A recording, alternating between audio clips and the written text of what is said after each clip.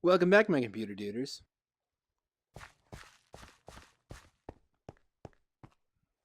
Nighttime under the sea.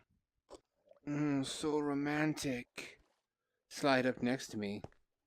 We'll Netflix and chill. Or what would people do under the sea? They wouldn't Netflix. They would like watch fish and chill, which is an even more flimsy pretext for fucking because nobody's gonna watch fish for an hour and a half. There's at least some chance that the dude is really inviting you over. What would happen if a guy did that? If a guy invited a girl who liked him over for Netflix and chill, and she started putting the moves on him, or no, he doesn't put the moves on her, and she's like, "What the fuck is happening?" And she starts putting the moves on him, and he's like, "Excuse me, I'm trying to watch this movie. I want to follow the plot." Like, would that blow her mind, or he'd be the first guy in history who actually wanted to Netflix and chill instead of laying pipe? Come over here. Come over here and say that. Say that in real life, not online. See what happens. That's right. Stay over there, you fucking zombie. Let's see. I should go to bed. Just so I have some light to build by. If I'm going to build anything, I kind of need to be able to see. I could put more storage in this room, I think, and also some paintings. This place could stand to have more decoration.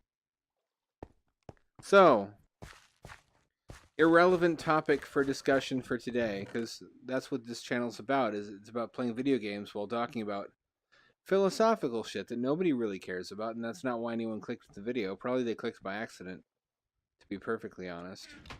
But I was discussing with some friends. You see in the world today, thanks mostly to the internet, subcultures that believe in truly stupid stuff that you'd have to be retarded as shit to actually think is true. Like flat earthers, anti-vaxxers, young earth creationists, although flat earthers generally are young earth creationists, they just go a little bit further.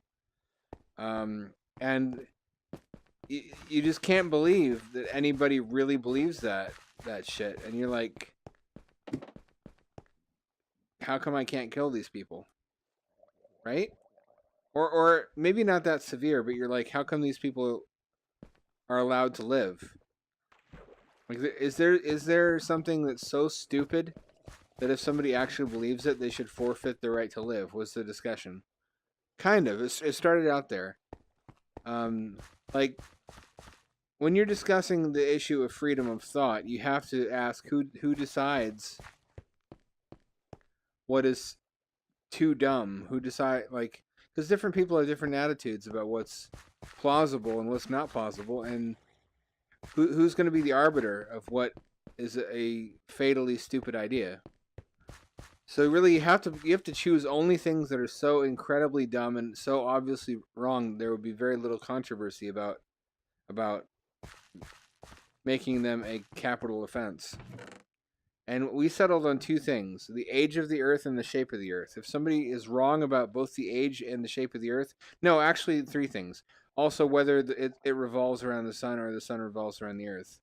So, flat Earthism, young Earth creationism, and geocentrism were the things that, if you sincerely believe them, you just go into some kind of giant industrial shredder or chopper. I guess a compressor would also be okay, like those crushers they have at the junkyard that crush used cars into cubes, like from the Brave Little Toaster. That would be fine.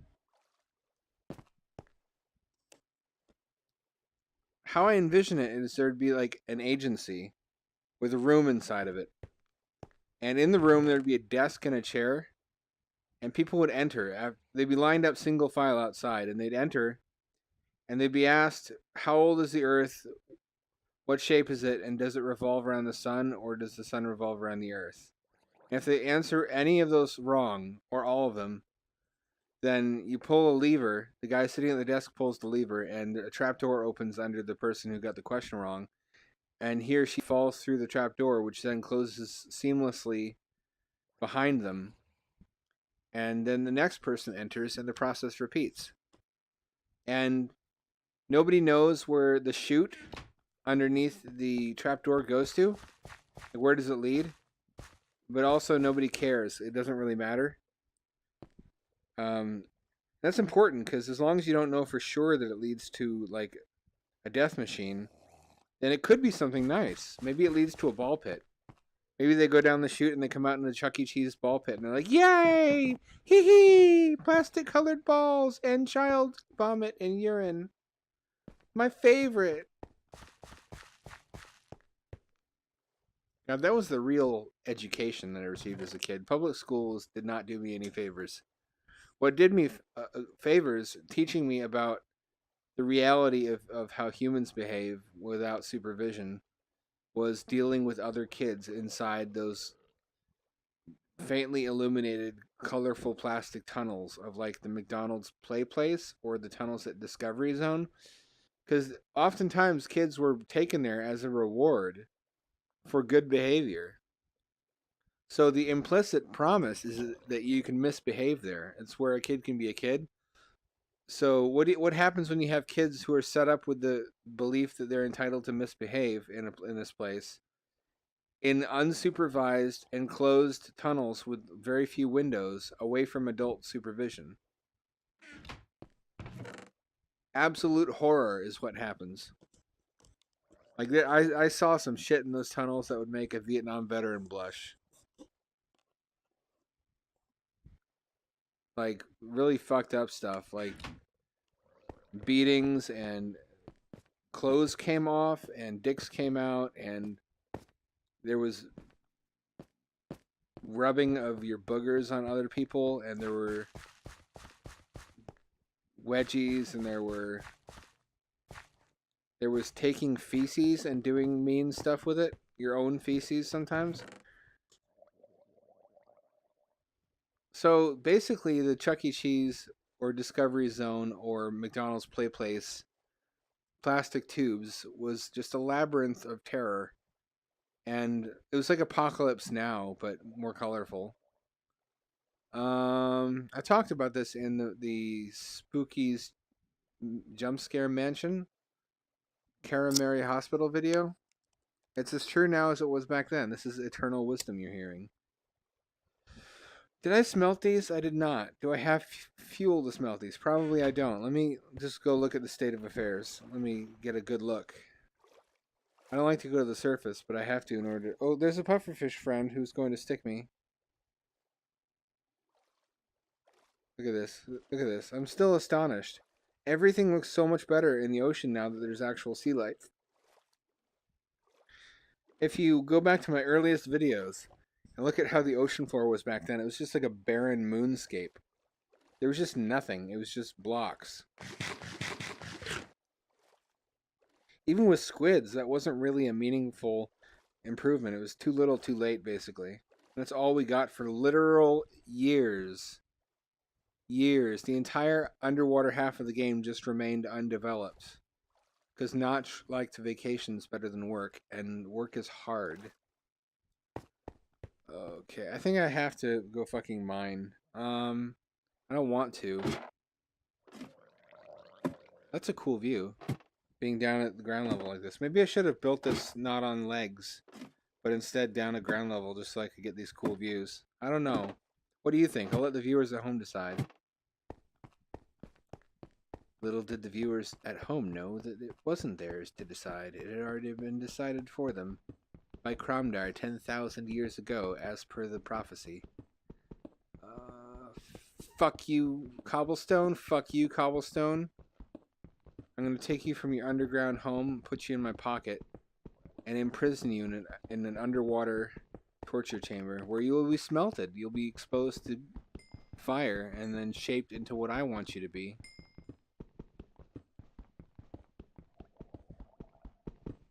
Can you imagine if rocks were sentient? Can you imagine if trees were sentient and screamed when you chopped them down? Or if like all vegetables were sentient and had mouths and would like scream when you ate them, but people still ate them alive because they wanted the fresh veggie taste. I mean, if that sounds far-fetched, there's Japanese restaurants that eat octopi alive, like, and also shrimp and octopi that eat live in order for to get the ultimate freshness. Now, shrimp have these tiny little brains. They're barely aware that they even exist. But octopi are somewhat intelligent, so that's a fucked up thing to do to an octobro. You can find all about it in the latest documentary video game about octopi, Octopath Traveler. That's what it's about. It's about sea life. I'm breaking that scoop.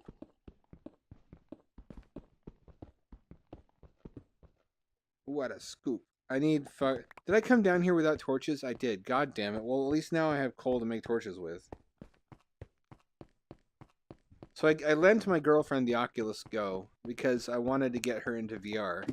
But now I'm having a be careful what you wish for a moment because she has shit to do. She's busier than I am. She's putting on a play, and I don't know, probably poor odds that you personally have ever put on a play. I don't know you, but I mean, maybe you have, but it's a lot of fucking work. And the thing about VR is it's basically the perfect distraction machine. It's a perfect procrastination machine. You can put it on your face, ignore your problems, and just have fun in willful ignorance of the fact that your life is falling apart around you outside of VR, which is what I did for about 5 years. Well, not 5 years. VR hasn't been out that long. I just had regular computer games before that. So yeah, like I have mixed feelings. I don't. It'll depend on what her self-control is like, but in my experience, her self-control is kind of bad. She's kind of a hedonist who gives in to her impulses, which can be very fun sometimes, but also when you want the best for somebody, it can be a bad thing because you want to share cool things with them, but you don't want those cool things to destroy their ambitions. So VR is very much something I have more mixed feelings about than I ever thought I would. I always thought I would just be like, fuck yeah, VR, it's finally here. VR ninjas, VR spaceships, VR titties, VR titty ninjas in spaceships. Anything is possible. The world is your oyster. Which would be really gross if the world actually was an oyster. Can you imagine? I prefer not to. But yeah, I'm going to keep a close eye on her over the next couple days on her productivity. Because that's the kind of weird shit that you do. Like when you're 14, 15, you think about a girlfriend only in terms of sex. You just think about fucking nonstop, but then you grow up and you realize that's not what a relationship is. I mean, there's sex, but it's you are like, holy shit, for the first time in my life I care about another person more than myself. What does it mean? And you want their success more than you want your own success. So it's sincerely distressing. It's something I worry about. And you know, an unappreciative person considers that nagging when a woman does it. Only when a woman does it naturally. But that's done out of concern, out of good intentions. As long as it's nagging about something you should be doing for your own sake, not something they want you to do for their benefit. I appreciate those good intentions. And honestly, sometimes I need the help nudging me to do things I need to get done. Now I'm in the position of having to be the responsible person, though, and it's a really weird feeling. Because I do not at all, even a little bit, like, lend my... What am I want to say? I'm not suited. I'm not suited at all to the job of being the responsible person. Like, I'm usually the agent of chaos. It was like, yes, everybody abandon your duties and frolic nude in the fields of dandelions and rub the dandelions all over your lewd, naked... I don't know how this analogy got there. I don't know why it went in that direction, but you understand what I'm saying. I'm not I'm like a chaotic neutral. I'm not a lawful anything. That's not true. I mean,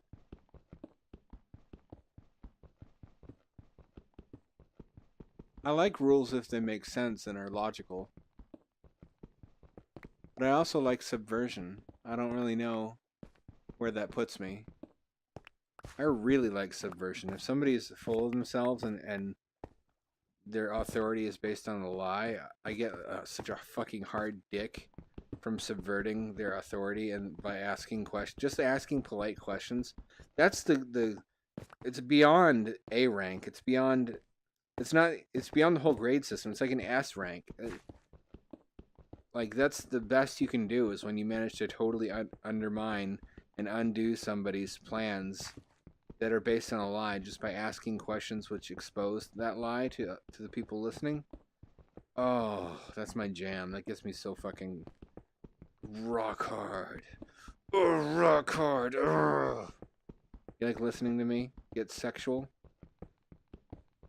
You do? Well, in that case, I got nothing. I wrote a check that my body couldn't cash. Johnny Cash. This has actually been pretty lucrative. I don't think I've ever gotten this much iron before. So at first I was like, what am I going to do without my Oculus Go? But then I'm like, wait a minute, I have a fucking Rift. I have just not been using my Rift because the Go is just so easy. It is the ultimate hedonistic VR pleasure because it makes it fucking simple as shit. You don't need anything. You don't need wires. You can be in your bed and you just plop this thing down on your face and be a lazy slug in your own little introverted bubble of your favorite entertainment all in one place. It's going to kill us. It's going to kill... Like, Americans are already lazy slugs as it is. There's no way we're going to survive streamlined VR. Especially when Apple does it. When Apple does VR, it's going to be something like Oculus Go, but probably even simpler somehow. Like gesture controls with your hands or some shit. Which might be cool, actually. Like, Magic Leap isn't really good enough for primetime, but that's never stopped Apple. If they think it's cool as a gimmick, they put it into their product and make it the only way to control it, just to force everybody to use it and to force developers to design their apps around it in the hopes that they'll somehow figure out how to make it usable.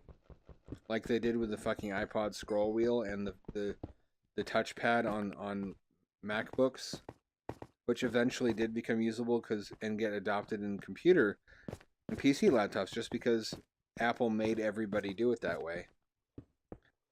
So maybe, like, the future of VR is to not have hand controllers at all, just to use your own hands.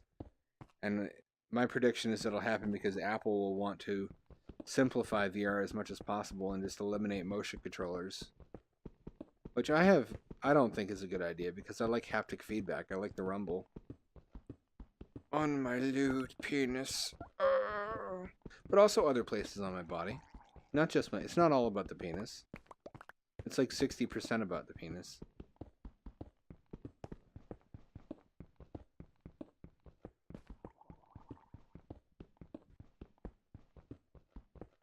It's cool though. It's cool seeing her. Like, she didn't get into it until I showed her VR porn for some reason.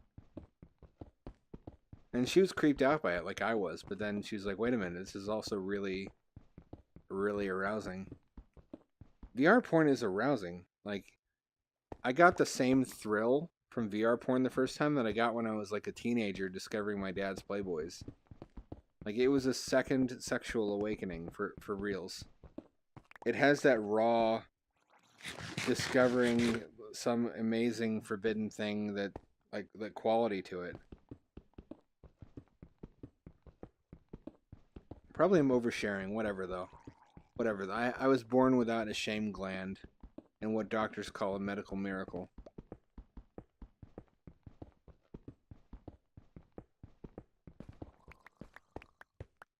Oh, it reminds me, a friend sent me the series of videos. Everybody knows who Chris Chan is. If you don't know who Chris Chan is, then fuck off. He has a German doppelganger though. I don't mean they look similar. I mean he's like the ultimate lol cow in all of Germany. Who his thing is being the ultimate fan of heavy metal and buying penis pumps and then reviewing the penis pumps on his YouTube channel. And he's unemployed and lives off the dole. I can't tell if it's an Andy Kaufman-esque comedy routine yet. all signs point to no, however, because he's been at this for years, and everything about his life details appears to be authentic. It's just amazing. There's more than one of those people.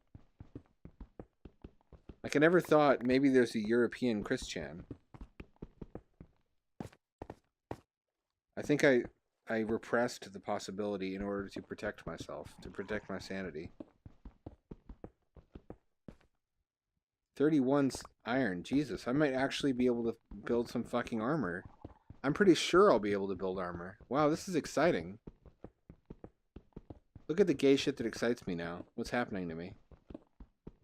Anyway, the thing Go really makes me feel, besides aroused, is the desire for Santa Cruz. Like having tasted self-contained tether-free VR, I just want more of it and better. If I could have the same experience I have on Rift, but totally self-contained and without tethers, I would probably sell my VR-ready PC and just get a cheaper PC. That's my prediction. This is going to be my outlandish prediction that perhaps future generations will laugh at me for. If they don't laugh at me because of my internet search history. But it's that VR will become its own thing. It will be emancipated from consoles, PCs, and phones. It will no longer be this add-on. It will be its own platform. In the same way that smartphones resulted from building computers into phones, we're going to build computers into VR so they don't have to be connected to anything, and they'll be their own platform, like how TV is its own thing. TV is not something we have to hook up to some other machine to make it work. It occupies its own part of the house, and it has its own setup with a couch and other comfy things for watching TV. And it's just its own platform. It's considered, stuff like YouTube notwithstanding, it's separate from computers and the internet for the most part. I think VR is heading in that direction. I think it's going to separate from computers and just be its own pillar of media. It's going to be a thing that you do that's its own. That's not. I'm going to go use the computer and put on a VR headset. It's going to be. I'm going to go instead. You're going to be like, I'm just going to go VR. And there's going to be a corner of your house or apartment that you have set aside with the sensors or whatever. Probably, I think we're going to go all inside out at some point. That's another controversial opinion, but I think the benefits outweigh the cons so severely that inside out is the way of the future. But anyways, and there'll just be a headset and two controllers on hooks on the wall, and you'll just take them off and put them on, and you'll be in VR. And it has to be that easy, otherwise people will not use it in large numbers. You have to reduce by as many as possible the steps that it takes to get into VR. But people usually do not really want to sit down at a PC, open a program, choose an app from within a program, fire up the app, take a tethered headset, put it on their head, take the motion controllers, put them in their hands, and that's too many steps. That's too many steps for VR to take off, and it already is kind of taking off. For it to really explode into the mainstream, there needs to be basically one step. You put the VR shit on, and then you're in VR. You don't have to fire anything up. You don't have to connect it to anything. It's just you put it on, and you're there. And when that happens, if you're thinking, but that's going to inherently limit VR because there's going to be limits on the processing power they can fit in a headset. Look at how good it already is. There's noticeable graphical difference between the quality you can get on a mobile platform and a PC, but it's not as big as it was even just a couple years ago. Look at the Nintendo Switch. The quality is good enough that you don't really miss out that much graphically going between a Switch and say a PS4. A lot of that's helped by the low resolution screen, but the point's the same. You can have good enough graphics on a mobile platform that you don't miss the extra power of a larger, heavier machine like a PC or a console. Okay, let's see. So watch and see if that doesn't come true. Fucking watch and see if it doesn't come true. VR is going to be all standalone in the future. And people will no longer have ultra powerful PCs unless they're like a niche. Well, already most people don't have ultra powerful PCs, but I think they're gonna.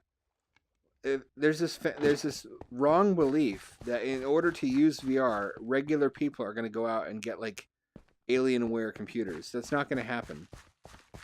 In order to get around the need for a powerful computer, most people are gonna wait for fully standalone VR that has the same motion controls and general capabilities as desktop VR, but without the graphical fidelity. And they're going to make that sacrifice because it's worth it to not have to spend all that money on a gaming computer.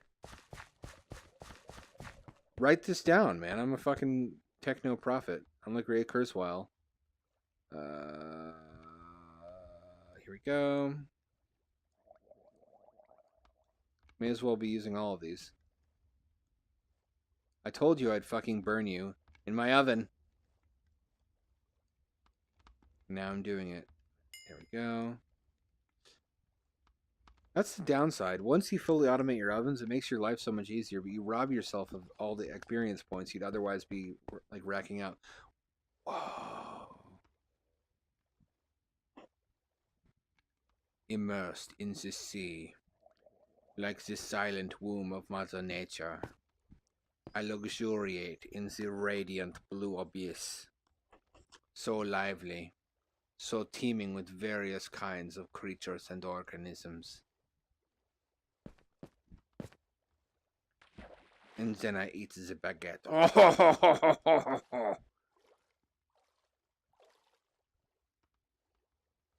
Remember that Sea Lab episode where Jacques Cousteau was among them? And despite being the guy whose work on underwater habitats inspired the show, nobody could understand him because of his accent and nobody knew who he was or why he was there. That was cute. I liked that.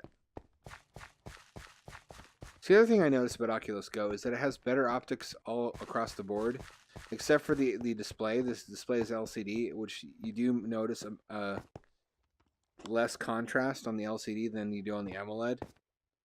But on Rift, you can kind of see the edges. I talked about this. You can see the inner edges of the eye wells. Even when you have both eyes open, you can faintly see it if you look for it. You can't do that on the Go. The Go has somehow found a way, and it's managed to hide them entirely from your field of view.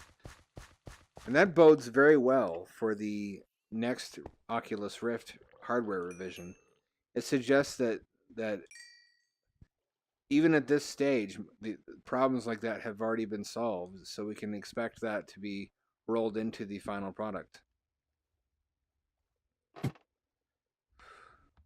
And don't get the idea LCD is bad. Try it yourself. You don't even notice the difference unless it's pointed out to you. But once it is pointed out, you kind of can't unsee it. It is a little washed out, but the refresh rate is perfectly good enough because it's either 60 hertz or 75. So it's already better than Gear VR. If you could stand Gear VR, oh man, Oculus Go is a huge fucking step up from Gear. Like I tried to go back to Gear and I stuck my eyes in it. I'm like, oh god, what the fuck? Oh, I almost got sick, and I never get sick in VR. It's just that going up to something better, you notice it slightly, but then you immediately start taking it for granted. But then you take the step down again, and you're like, whoa, what the fuck? How did I ever tolerate this? I didn't even make sure if I had enough for pickaxes after this. I was just so eager to finally have armor. I'm going to need a lot of these, so I'm just going to go ahead and splurge. Not splurge like in the sexual sense that will get you banned from every Olive Garden in the state. Allegedly. Allegedly that happened. There were no witnesses. They had something or other in their eyes that prevented them from seeing what really happened. It could have been ectoplasm. It could have been a spooky ghost. Or vanilla pudding. It could have been the vanilla pudding goblin. Nobody really knows.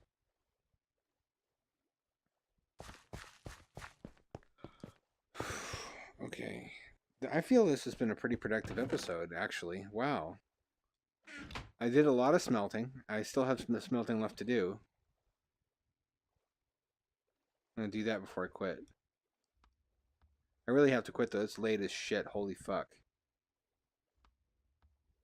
I blame this squarely on you. You know the role that you played in bringing this about. Whoa, tree! This is the first time you've seen a tree. Holy shit. This is a fucking landmark moment. Okay, I'm going to stop what I'm doing. Whatever stupid shit I was doing that doesn't matter. And go and look at this tree. Look at this. Holy fucking shit. Underwater tree. Holy shit. What the fuck? Oh my fucking god. Underwater tree. Holy shit. What the fuck? Let's see it from the surface. So now I have armor, which looks weird with the faceplate. Actually, no, it doesn't. It looks kind of like a full set of like diving gear. Looks like I'm wearing metal, like a metal pressure exoskeleton with just a glass faceplate. And I'm just sitting on nothingness here. That's a brutal band name. Sitting on nothingness. Look at that. The miracle of a terrestrial plant. A large terrestrial plant growing under the ocean. Or I guess inside of the ocean. That doesn't sound as satisfying to say.